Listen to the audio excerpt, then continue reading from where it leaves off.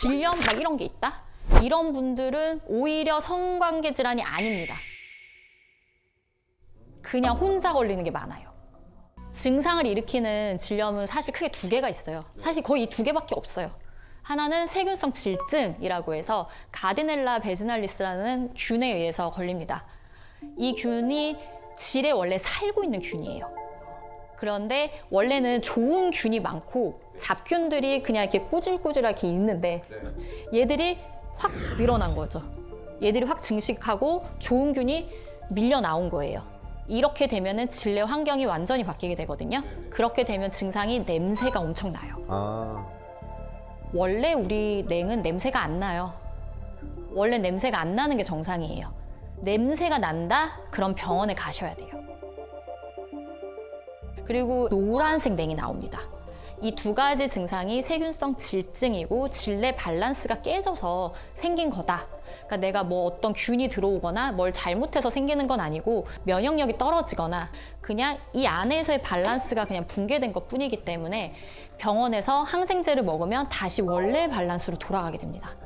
근데 이걸 안 하잖아요. 그냥 계속 이 상태로 있어요. 원래대로 돌아가지 않아요.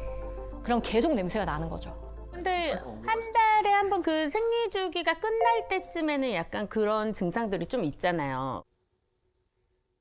그래가지고 안에 씻어내는 막 세정제 막 이런 거 요즘에 질 안 세척 네, 말씀하시는 쫙, 거죠. 네. 그런 걸로 셀프 관리를 하는 건 안 될까요? 그 생리 끝물은 사실 피 때문에 나는 냄새예요.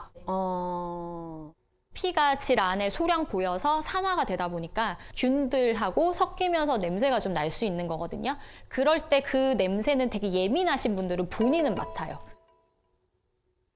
그게 싫다면 안쪽을 그렇게 세척해내는 거는 나쁜 방법은 아닌데 근데 자꾸 사용하면 정상적으로 잘 있는데 뭐가 들어와서 흐트러뜨리는 거거든요. 그래서 평소에 사용하는 거는 완전 비추입니다.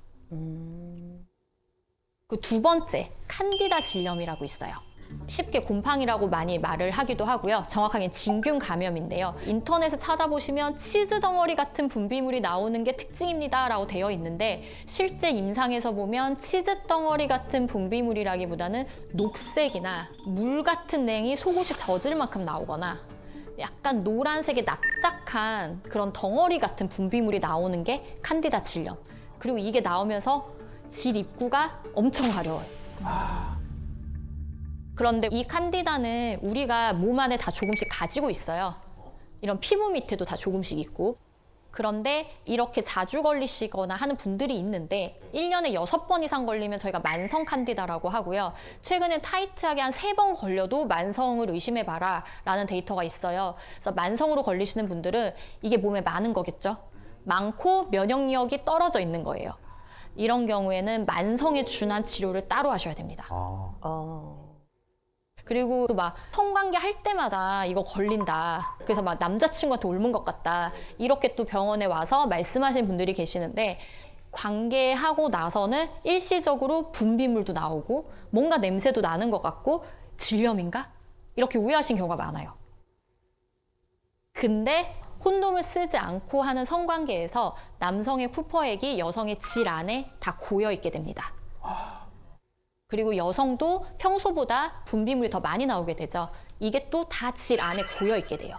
그리고 남성의 쿠퍼액은 염기성이고 여성의 질은 산성인데 이 쿠퍼액이 들어옴으로써 이 산도가 깨져요. 그럼 약간 일시적으로 흐트러지겠죠. 그리고 분비물이 고여 있으니까 이게 한 3일, 5일 정도 흘러나와요, 계속. 그리고 막 열심히 냄새를 맡으면 냄새가 나는 것도 같아요. 근데 이 분비물이 밖으로 나오고 젖상균들이 열심히 일을 하고 우리 점액에서 산출물도 열심히 일을 해서 다시 원래 컨디션으로 바꿉니다. 그래서 아무것도 안 해도 원래대로 돌아간다. 그래서 옮는 게 아니에요. 하지만 관계 후에 질 점막이 자극되니까 세균성 질증도 칸디다 질염도 조금은 더 잘 걸릴 수 있다. 상대 때문은 아니지만 성관계는 원인의 하나일 수 있다. 이렇게 생각하셔야 돼요. 그리고 굉장히 많은 분들이 분비물이 나와도 질염인 줄 아세요. 질염은 제가 앞서 말씀드린 그런 증상이 있는 게 질염이고요. 분비물은 그냥 분비물이에요. 이거를 질염이라고 생각하고 나는 계속 질염에 걸린다. 질염 여자의 감기다. 뭐 이럴 때마다 막 질정을 넣어야 된다. 이 제품을 사서 써야 된다.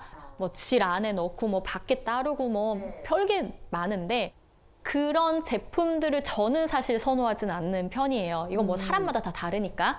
그 이유가 그 후기를 자세히 보잖아요. 제가 일주일 썼는데 아직 잘 효과를 모르겠어요. 라면은 더 써보세요. 라고 하시거든요. 더 썼더니 좋아졌어요. 이런 댓글들이 있어요.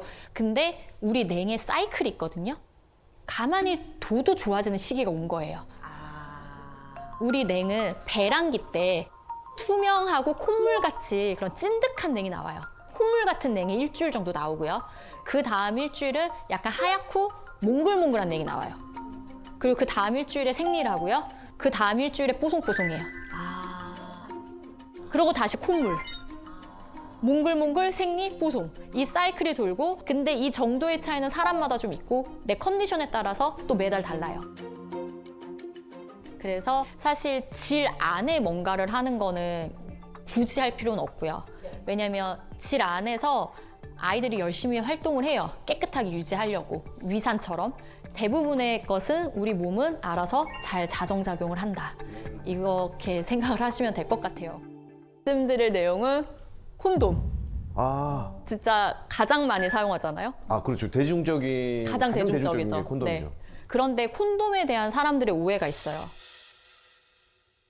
콘돔을 사용하면 거의 100% 피임이 되는 줄 아세요? 그쵸? 다 막아주니까. 콘돔은 성병 예방에는 가장 좋은 방법이고 콘돔 말고는 성관계에서 성병을 예방할 수 있는 게 없어요. 근데 콘돔을 사용했을 때 그냥 대충 썼을 때 실패율이 18%입니다. 생각보다 높죠. 그리고 타이트하게 진짜 되게 열심히 썼어. 찢어진 건 없는지 막 이렇게 확인을 하고 썼는데도 실패하는 확률이 2%예요. 나 콘돔을 쓰니까 절대 임신 안 돼. 이게 아니거든요. 콘돔을 쓰실 때 잘 알고 계셔야 되는 게 두 가지가 있는데 내가 사정을 했으면 바로 빼셔야 됩니다. 발기가 풀리기 전에 잘 꺼내야 새거나 빠지는 경우가 없고요. 그리고 나는 안전하게 해야지. 그리고 콘돔을 2겹을 끼거나 그런 분들이 있거든요. 2개. 2개를 끼면 마찰력 때문에 찢어질 수가 있어요. 오히려 더 위험하거든요. 그래서 콘돔은 꼭 하나만 사용을 하셔야 돼요. 그리고 콘돔의 유통기한이 있는 걸 모르시는 분들이 생각보다 많더라고요. 몰랐는데? 제품마다 다르긴 한데 보통 한 3년에서 5년 정도고 이렇게 표기가 되거든요.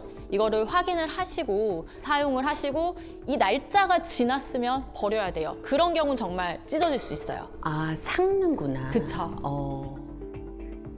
이런 피임 방법은 여러 가지 오늘 설명을 드렸는데 이거를 내가 못할 때가 있잖아요. 후에 발견을 했는데 콘돔이 찢어져 있었거나 뭐 여러 가지 이유가 있을 수 있어요. 이럴 때 우리가 그나마 할 수 있는 최후의 보류가 사후 피임약이죠. 네. 약간 사후 피임약이 이름도 좀 무섭잖아요. 네, 뭔가 네. 죽을 사 죽고 같고 인터넷에 봐도 거의 사약같이 써놨어요. 단어가 이거를 먹으면 막 이렇게. 네, 어감이 무서워서. 네, 그리고 이걸 한번 복용하신 분들이 막 저한테 이만큼 DM을 보냅니다. 선생님, 제가 이걸 먹었는데 이제 저는 앞으로 임신이 안 되고요. 저는 이제 앞으로 큰일 났고 나중에 평생 동안 저는 이걸 몇 번을 더 먹을 수 있을까요? 막 이렇게 오는데 그 정도의 약은 아니고요. 내가 나중에 임신을 함으로써 이루어지는 그 이후의 일들 이런 걸 생각을 했을 때 원하지 않는다면 사후 피임약 드시는 거를 망설이지 않으셨으면 좋겠고요. 사후 피임약은 72시간 이내에 먹는 약이 있고 120시간 이내에 먹는 약이 있어요. 2가지 종류가 있어요. 그래서 배란기 전이라면 72시간, 후라면 120시간짜리를 말씀드리는데 한 번만 먹으면 돼요. 딱 한 번만 먹으면은 피임 성공률이 거의 99%까지 올라가기 때문에 바로 복용을 하시면 되고 주의하셔야 될 거는 한 사이클에 한 번만 드셔야 됩니다. 내가 오늘 먹었어요. 이틀 뒤도 가임기인데 또 이런 일이 생겼어. 그때 사후 피임약은 효과가 거의 없다고 생각하시면 돼요. 아주 낮거든요.